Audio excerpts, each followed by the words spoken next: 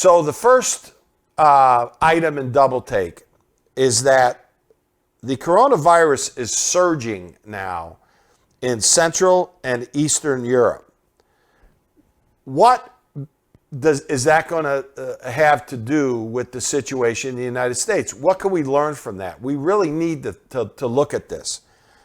In Bulgaria, Romania, the morgues ran out of space. Okay? I mean, this is really, really a problem. In Belgrade, Serbia, which is one of the most charming cities, I've been there multiple times, the graveyard is now operating on extended hours so they can bury the people. Okay? Now, here's the whole thing in a nutshell, and Sarah, you can get to this. But vaccination rates in these countries are anywhere between 20% and 35%. Much, much lower than the United States and much lower than most of Western Europe. Now, several Western European countries are now starting to see the spikes. And Sarah, my position is we're a world community tied together. What did we learn? This came out of the Wuhan lab. This didn't happen in a Chinese wet market. This came out of a lab. But what have we learned? It's infected the whole world. Right. So these surges are not going to be good for the rest of the world. I would agree with that, but I also think that our numbers were already declining before President Biden decided to put a vaccine mandate in place. So I'm still not for mandates. And I think that, we're talking about taking a page out of their book, what happens when you do nothing. I mean, the American people are smart. The American people are educated. I think if they feel at risk, they will get the vaccine or they will not, and they will live their life in a different way. So I think that this is such a specific to Romania, specific to the Serbian capital. This is very different than here in America. And I don't think that mandates are going to help us I'm here. not for mandates, but do you agree we're a world community? Absolutely. With travel all around, the international Absolutely. travel?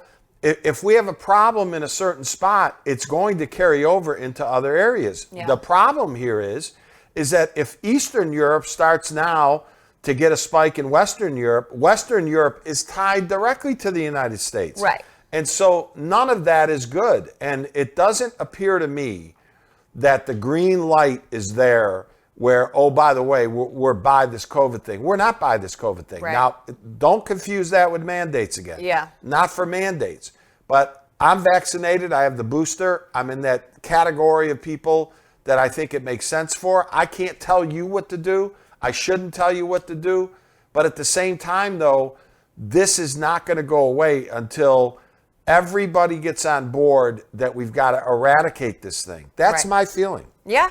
I mean, I understand that to a certain extent. But the options are, then what is the option there? Well, the option is 20 to 35% vaccination rates in these Eastern European countries. That doesn't appear to work. That's all I can tell you.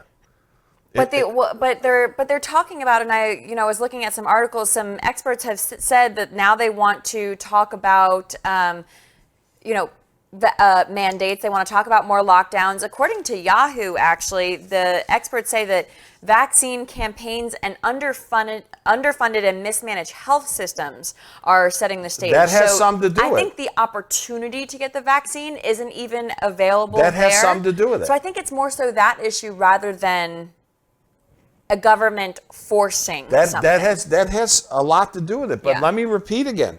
They're running out of morgue space. They're having to work at the cemeteries longer. What I'm telling you is this is going to come home to roost again. Right. We are tied in a world community. This is not a good sign, in my opinion. Definitely not. I would agree with that. All right, our next subject, we are talking the Afghan hunger crisis is getting worse. Go ahead. So the United Nations stockpile of food that's in Afghanistan apparently could run out this month, according to ABC. So they warned this week that it's threatening to add to the hunger crisis. A third of the country's population, they have 38 million people there, a third right now are struggling with hunger. They don't know if they're going to get a meal every day. So that's kind of one of the biggest things they're seeing. The UN's World Food Program brought food over there because most of Afghanistan is now turned into a country where basically outside need is constantly needed. And of course, with Taliban rule, everything is different now. But the UN's World Food Program brought food, distributed. They're saying that they need at least $200 million now to continue to be able to feed people who are struggling. Well, if you're looking for some way to give back, or you're looking for a charity relationship in this time of the holidays, this is not a bad one. Mm-hmm. This is not businesslike, and this is not professional. No. That just sticks in my head. I can't get it out of my head. Basically, these people are terrorists. Yes, and basically, for people kind of just joining who might not have seen before, the Biden administration said that the Taliban rule is professional and businesslike. Well, I'll give you a couple quotes in a statistic. So the United Nations World Food Program that Sarah just mentioned has deemed this situation to be the worst humanitarian crisis on the earth at this moment. It's pretty bad. 95% of the people don't have enough food. 95%, according to the United Nations World Food Program. 95% don't have enough food. 23 million people are marching towards starvation. Now, here's my problem. Okay, so we get into this and we've said we're never letting Afghanistan go, and we're not. Trump decides he's going to pull the troops, but he has conditions. Trump gets beat in the election. Biden goes in on this arbitrary political date of August 31st and says we're getting the hell out of there. He gets the hell out of there, okay? Now here's the problem. He got out of there and he left at least 450 Americans behind and all of the people that helped us in a 20-year war that were Afghanistani nationals. Here's the problem now. We're starting to see all this months after this debacle basically come back now, Sarah, to bite even harder, because now it has been predicted that the Taliban is not a real government. They don't know how to feed their people. They have no plan at all except to be terrorists. This is what these people are. And remember again, the Taliban knocked down the buildings in New York. They sent a plane into the Pentagon. We had a plane crash in Pennsylvania. These are the people. And these statistics, Sarah, are sickening. Yep, and it's only going to get worse, unfortunately. Well, we're going to cover it. We're going to follow it. Okay. All right, so our next topic, we are talking China and Russia and the relationship there, especially as it pertains to Ukraine. I'm going to let you take this one. Okay, so President Biden has, quote, a virtual meeting with China's President Xi, okay? And they've got a meeting today. I'm sure that they're going to talk about a myriad of different things. But in that meeting, they're going to have to talk about China's aggression to the island of Taiwan. Okay? So Biden has said in every kind of form that he can say it, well, we're going to protect Taiwan. Well, how the hell are we going to do it? Mm-hmm. That's number one. Number two is you've got a situation in Russia now where on the Ukraine border, Russia is now amassing thousands of troops on the Ukraine border. Now, the thing you can't forget, and Sarah, you can speak to this, we can't forget in 2014, with Hillary Clinton and Barack Obama, Russia invaded Ukraine in 2014 and took the peninsula of Crimea. The peninsula of Crimea is now controlled by the Russians. So what are they doing now? And here's my problem. Is America, based on what we just talked about in Afghanistan and a few other things, are we showing weakness that is creating some of these problems? I don't think anyone has the real answer. There's a lot of political answers, but my gut is telling me it can't be good. Yeah, I mean, yes, of course, a lot of speculation there, but I think you're hitting it right on the money. I mean, people are seeing who we have as our president. They're seeing the person who can't stand up there and talk, can't answer questions, fell asleep in the most the biggest threat to our world and country right now, which is apparently climate change. But I think that other countries are seeing that we are not the powerhouse that we were, and I think that they are seeing that our leader and our chief commander is falling asleep at the wheel. And we have had great relations with Ukraine since the 90s, 91, I think, when, the independence from the Soviet Union. And we have always had their backs. We've had great relationships. And unfortunately, I think Russia, seeing that we are no longer a powerhouse, that we don't put our money where our mouth is, and we're so focused on issues that creating issues for ourselves, essentially, that I think that they're realizing, well, now's the time to invade again. Now's the time to do this or that. Because if we had someone like Trump, or, not even Trump, but someone else in power who had more Johnny on the spot, that was more on the ball, I don't think this would be an issue. Well, I'm going to really get on Trump in my unplug. So, and I'm not trying to promote no, but I'm going to but get on him because I don't like what he's doing just recently. Yeah. Here's the bottom line. The bottom line is, if you watch this show one time, you think we're a right-wing ideological show. We're not. No. We're not at all.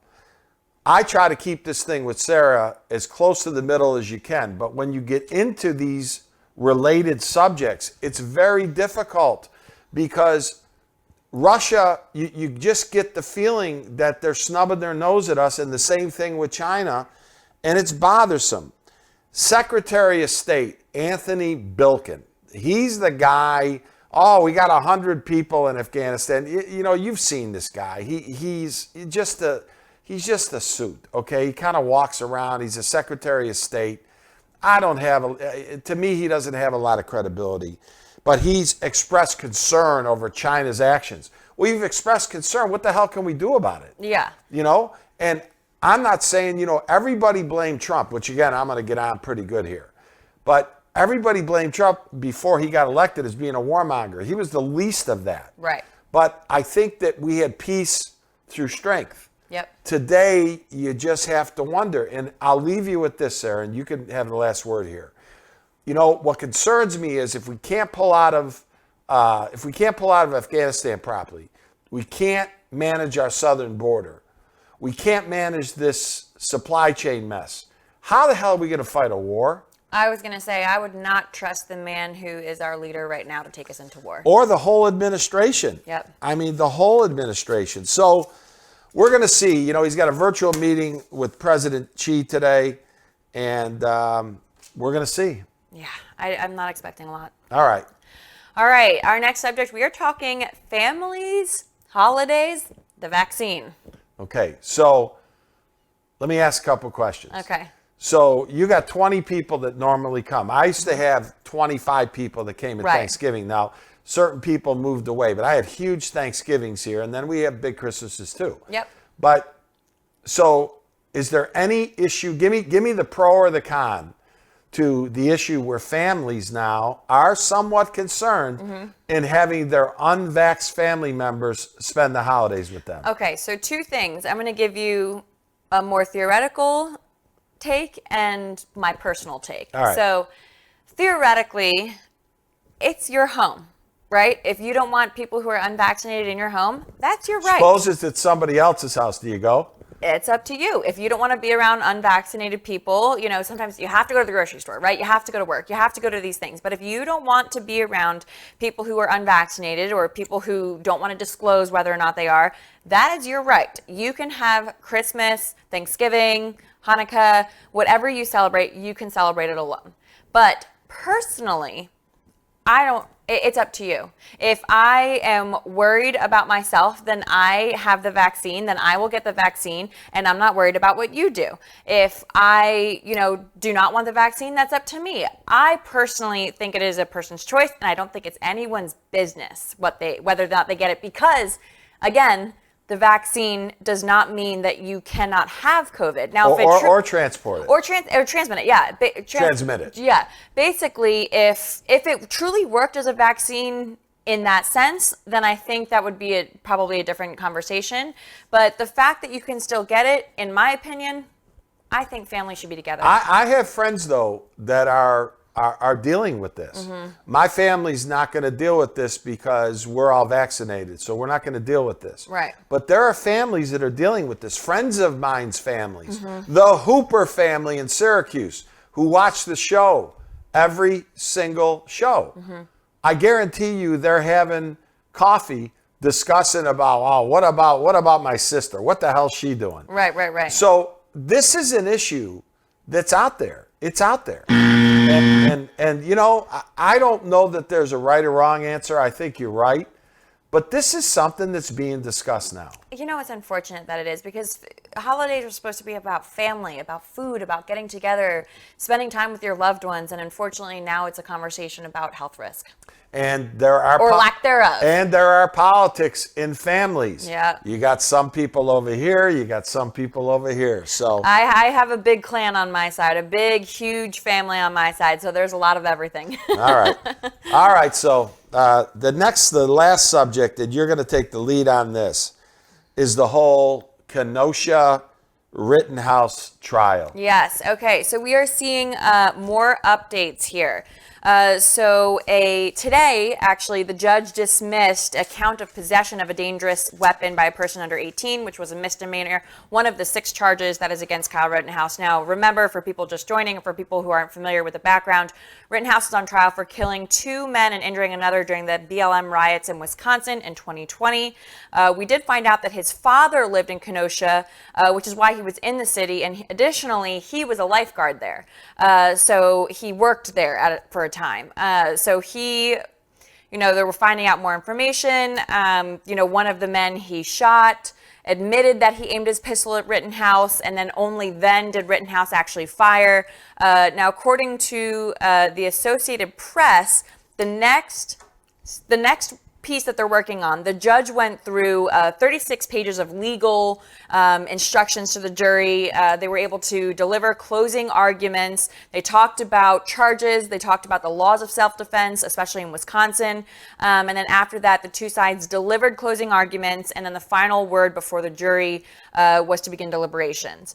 Now, we've talked a little bit about the law in Wisconsin. They do not have a stand your ground law. So stand your ground in other states generally allow people to claim self-defense without first needing to retreat when they're outside of their home or their business. So that's basically what that looks like. I can't say whether or not he's going to be charged, but I think in this case, because the pistol was pointed at him first, it might be, and he was running, and there's video of him running, proving that he was trying to retreat first. I think there's a possibility he might not be convicted. All right. Well, we see this completely different. Okay. So I don't see that anywhere near the way I think that you view it, which is why we have Double Take and why we have a show.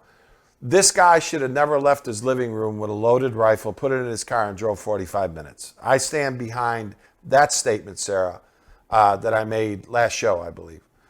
I also don't understand. This was about the 12th incident where we saw on TV in multiple cities that these riots were occurring. There was violence, there was this, there was that. I just don't think that if I was a 17-year-old kid, that I would put myself arbitrarily in the middle of that situation, because it's not my job. I'm not paid to. I'm not trained to. I'm not required to be in the middle of that. And he goes there and he's walking the streets with a gun, and you know there's going to be trouble. And the fact of the matter is that's why police are paid and why they're trained to do this. So I don't see it. I see this as a really, really, really not very smart move by a real young kid whose life, no matter what happens, is going to be negatively affected by these circumstances. Yeah, I see what you're saying, but on the same point, I think a lot of people are, now that all of the facts are coming out, because at first, Biden even labeled him as a white supremacist, as all of these people were slamming him, even LeBron James got on the wagon and was slamming him for crying at trial. I'm not for any of these guys. No. No. But a lot of people who are defending him are saying that he's a patriot. He was standing up for what he believed in. He was protecting his But father's city. he's only being defended, though, and this is the other problem I have in our country. He's only being defended by the Fox News and Newsmax people. He's not being defended over here. So we have such a canyon-wide divide as it even relates to this. But that's why we've got to keep in mind, though, Sarah, Yeah. that this is my last comment on this. We got to keep this in mind. You can close it out. Yeah. He killed 2 people. Yes, I agree with that. But at the same point, you have to look at the facts of the case. At the end of the day, that's what you have to look at. That's what the jury has to deliberate on. And he felt his life was in danger. Now, I did see on Fox News, and I'm in no way, shape, or form defending this, but the first gentleman that he did shoot and kill was actually, he had already been charged and convicted for raping 5 young boys. Didn't mean he needed to be shot in the Did not mean. Agreed. And I'm not claiming that. But I'm just saying that, and that is, again, that's outside the facts of the case. So that should not be included in this case in theory. But if you're talking about just the facts of the case, I think there's a chance that he might not be If he was your convicted. nephew, would you tell him stay home with your rifle? I would say do not go and involve yourself. All right. Absolutely. But I also don't fault him for doing it. Well, I do. So There you go. there's the great debate. There you go. All right. All right.